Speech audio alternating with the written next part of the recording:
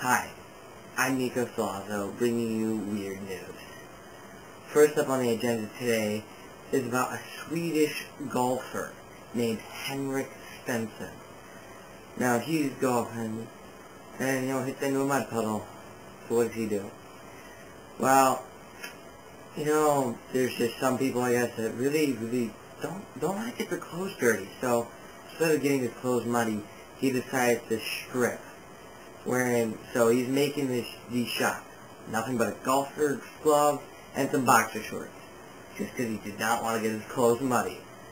Next up, we have a very interesting story about a Philadelphia pet store. Normal day, they're gonna have some fish, and do they get fish? No. Instead, a corpse was sent. A corpse was sent by accident to this pet store. And so they eventually learned it was a 65-year-old San Diego area man who died of Alzheimer's disease, and it was supposed to go to a laboratory so samples could be taken for medical research, but apparently the people delivering it said something wrong and delivered it to a pet store. So yeah, I guess if you want to have a corpse for a pet. But if not, yeah, those fish are probably dead. Our third story is a very interesting story also.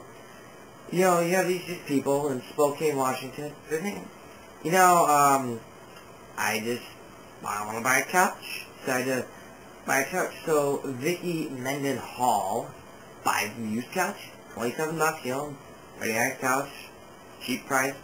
But ever since buying a couch, she just can't seem to figure out what this meowing sound coming from her house is.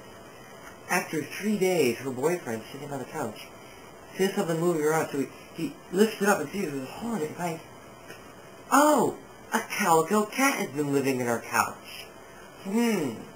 Eventually, the cat's owner claimed it and brought it back home, wondering how it could have happened. Well, that's the weird news for today. Thanks for watching, and see you next time.